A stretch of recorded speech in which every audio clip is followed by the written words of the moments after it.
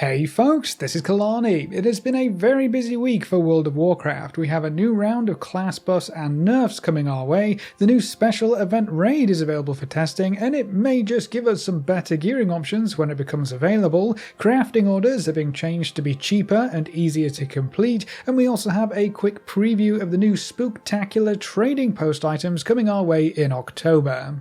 There have also been quite a few nerfs to various forms of endgame content, including Mythic Plus dungeons to make trash and bosses much easier, but also for the Nerubar Palace raid, so progressing through these bosses should be smoother as well. There's a lot to talk about, so let's break it all down in this week's WoW News video. Now before we jump in, be sure to hit up that like button and subscribe so you never miss another video. Let's kick things off with the most recent class changes, starting with the Druids. Spells cast by Convoke the Spirits will now trigger Lunation if they were an arcane spell, and will also trigger Starlord if they were a spender, so Convoke should help contribute a little bit more to some of your buffs as a balanced Druid. Guardians saw a change to Lunar Beam and how it interacts with Lunation as well, so not too much going on with Druid this week. Hunters, on the other hand, have a much longer list of changes. The Dark Ranger hero talent will see some significant buffs. Extra black arrows fired from Withering Fire will now apply their periodic effect. Bleak Powder damage was increased by 100%. Shadow Surge damage is also up 100%.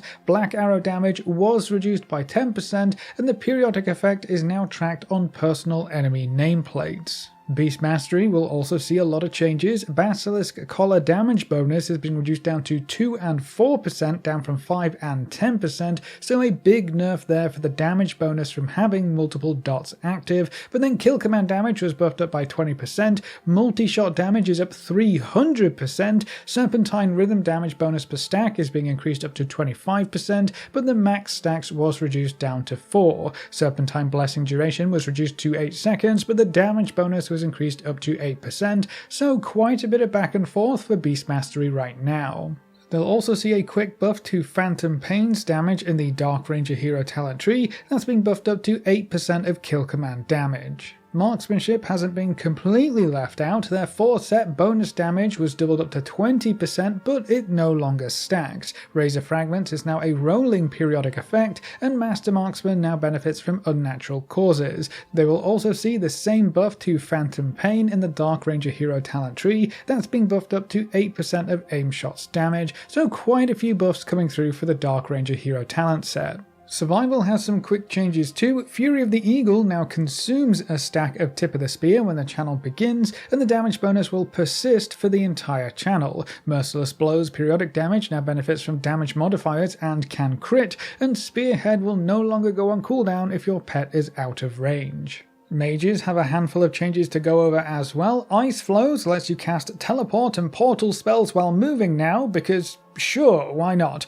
Volatile Magic now correctly benefits from damage bonuses. Gravity Lapse effects were updated. Its target cap was increased up to 8 targets, and it will now stun enemies instead of just rooting them, which could actually be very powerful in dungeon play specifically. That gives any Sun Fury mage an AoE stun on top of all of the other utility and crowd control they already have, so mages will probably keep their spot in the dungeon meta moving forward. There are also some nerfs to Spellslinger for both Arcane and Frost. For Arcane, Splinter damage is being reduced by 10%, Spellfrost Teaching's chance to trigger is being reduced down to 2%, and then Unerring Proficiency damage bonus has been increased up to 20%. Frost will see the exact same changes, just different numbers, so I guess Spellslinger was shaping up to be a bit too powerful with all of the other 11.0.5 changes in place.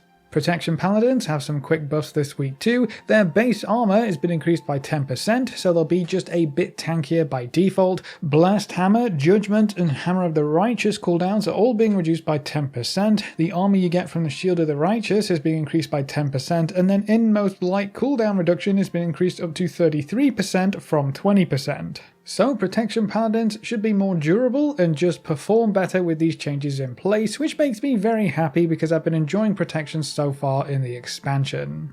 Rogues only have the one change this week, but it's potentially very powerful. Feint no longer triggers a global cooldown when activated, so you don't have to choose between using Feint and a damaging ability. You can just do both at the same time. You can feint almost whenever you want, so you can benefit from the various defensive bonuses that Feint can trigger without losing out on any of that all-important DPS. Moving on to the Shamans, their new Ascendance models were updated, and they also have some new glyphs to let you choose which model you would like to use and see. So the default model has been changed to these updated versions with less crazy hair, but the glyphs allow you to use those crazy hair models if you like the look of them. Honestly, I think this is how almost all cosmetic changes should work. Glyphs are sorely underused in the game right now, and giving us more options for key class abilities and their visuals will always be a good thing in my opinion, and glyphs let you pick and choose at will. Now for Elemental Shamans, Lava Burst damage is up 10%, Erupting Lava now increases Flame Shock damage by 50% up from 25%, there's a bug fix for Deeply Rooted Elements, and some connections in the spec tree have been changed. For Enhancement, Deeply Rooted Elements now triggers on cast rather than on damage dealt, Ascendance now properly reduces the cooldown of Storm Strike, Deeply Rooted Elements' chance to trigger was reduced, there's a change to how Primordial Wave and Thorim's Invocation interact, as well as a couple of bug fixes thrown in for good measure. And then last but not least, warriors will see a couple of nerfs yet again. Thunderous Roar will deal reduced damage beyond 5 targets, down from 8. For arms specifically, Warbringer will deal reduced damage beyond 5 targets, and then for Fury, Odin's Fury will deal reduced damage beyond 5 targets. So they're being mostly soft capped at 5 targets, down from 8, significantly reducing their AoE potential. And then as a fun little side note, Dark Iron Dwarves will have some new locations added into their Mole Machine racial ability. They'll be able to pop up in Kulturas, Zandalar, Dragonflight zones, and somehow they'll be able to drill all the way to the Shadowlands. That is a very impressive Mole Machine. Now all of these changes are for the 11.0.5 PTR, which means we won't see them for a little while yet, and they are also going to be a part of the much larger class overhaul coming in 11.05. If you haven't checked that out yet, I'll be sure to leave you a link in the comments for the PTR notes. A lot is changing, with some major revamps for hero talents specifically, so be sure to read through those when you get a spare moment. Now it's not just big class changes coming with 11.05, we'll also see the return of Blackrock Depths as a reimagined time-walking raid, and the dev team are scheduling raid testing for the normal and heroic versions of the raid. It looks like we'll see 8 bosses total, many of whom you will likely recognise if you spent any time in Blackrock Depths in Classic or Vanilla.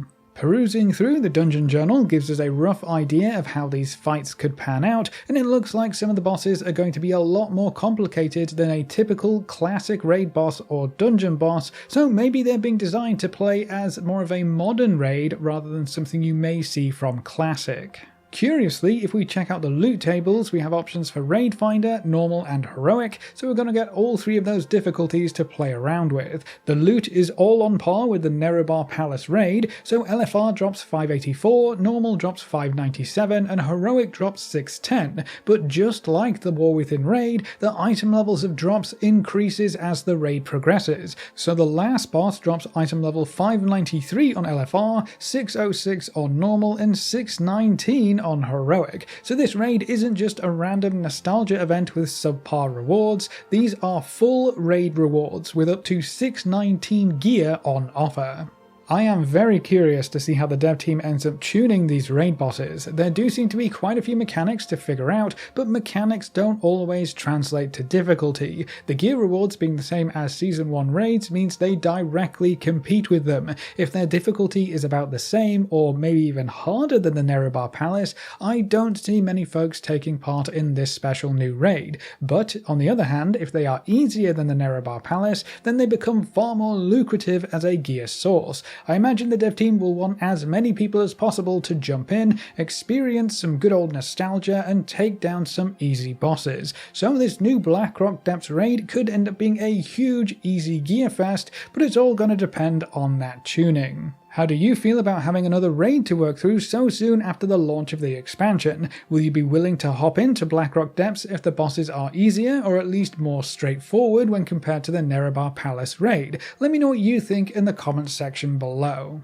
Moving on, another interesting change came through this week for crafting orders, which will make earning your profession knowledge and artisan's acuity much easier and cheaper. So moving forward, all customers except the Artisans Consortium will have a chance to provide basic reagents. All customers will now have a higher chance of providing basic reagents with their order. The quality requirement on a lot of orders has also been reduced, so it will be easier for you to meet those requirements without having to spend your concentration quite as often, and very expensive orders have also been removed, so you should no longer see things like the alchemy cauldrons, engineering toys, or dark moon sigils. So, fewer expensive recipes to craft, and they should provide materials more often, so we should see far more NPC work orders that provide some or all of the required materials, reducing the amount of gold or materials you need to spend to get your crafting orders done to secure your knowledge and artisan's acuity for the week.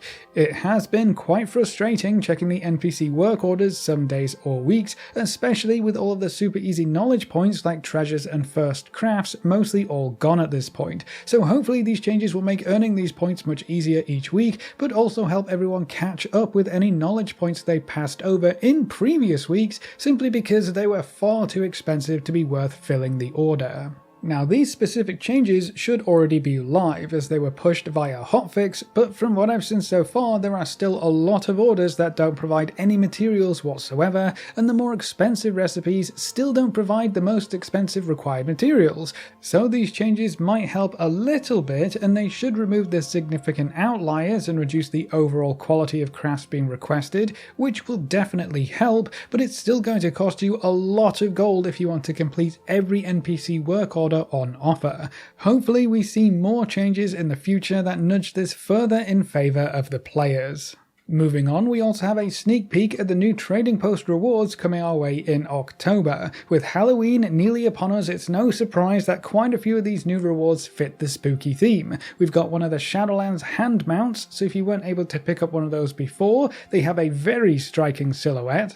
We'll also have the soot-stained Shalewing mount, not quite as impressive as the skeleton hand mounts in my opinion, but still a cool pickup nonetheless. There will also be a super cool Harvest Golem ensemble. If you ever wanted to run around as a spooky scarecrow fashioned after the Harvest Watchers that we've been killing since vanilla, this is the perfect new transmog set for you. We'll also have a Harvester's Claw fist weapon to go alongside it, so that really completes the look.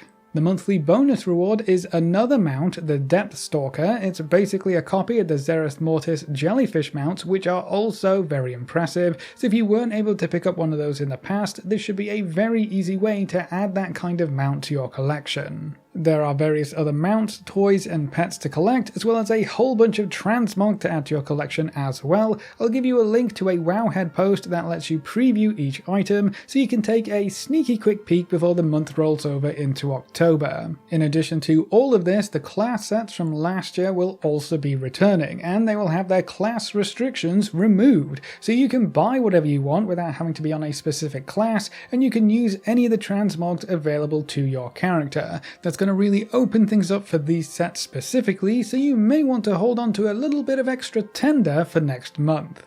We also saw quite a few nerfs to various types of endgame content this week, starting with Mythic Plus dungeons. We had 2 rounds of changes for dungeons. The first one significantly reduced the health of various trash mobs found throughout problematic dungeons. You'll see reduced damage and health on various bosses, and a lot of really annoying abilities had their cooldowns increased, so you shouldn't see those quite as often. Most dungeons saw at least a couple of changes, and they all look like nerfs from what I can see. The second round of changes included various bug fixes, more bosses were nerfed, including some larger nerfs for the Necrotic Wake trash mobs and Surgeon Stitchflesh specifically, and there were some visual updates as well. So if you've hopped into Mythic Plus dungeons recently and found yourself struggling with any of the specific trash mobs or bosses in this round of nerfs, all of those dungeons should be quite a bit easier the next time you decide to run them. There were also quite a few nerfs for various raid bosses, and most of them seem targeted at lower group sizes, so a lot of ads will have less health when your group size is lower, various cast times have been increased, and a lot of abilities will deal less damage when you have a smaller group as well. I'm guessing smaller groups were struggling with some of these mechanics when they either had fewer DPS to tackle things like ads, or fewer healers to handle the huge amount of damage coming out from bosses. But with all of these changes in place, it should limit the differences you'll see between smaller groups and larger groups when heading into the Nerebar Palace raid. So between the Mythic Plus nerfs and raid nerfs, a lot of endgame content should be much easier now.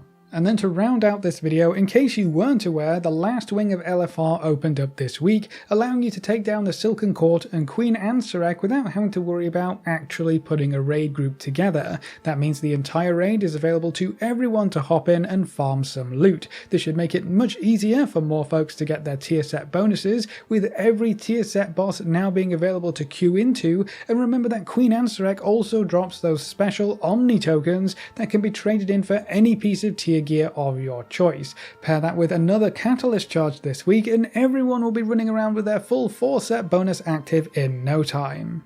But that's all of the news for this week, so that's it for this video. Are there any classes or specs you think need some big buffs or nerfs as we head into 11.0.5, and how difficult do you think the normal and heroic modes of this special event raid should be? Leave all your thoughts in the comment section below. A big thank you to all of our supporters over on Patreon and to all of our members here on YouTube. You can see the names floating by on screen. If you're interested in supporting the channel, you can find the links in the description or click the join button just below the video. If you enjoyed the video or found it useful in any way, make sure to subscribe and ring that notification bell so you're always kept up to date. Thanks for watching folks, good luck and have fun, and as always I will see you next time.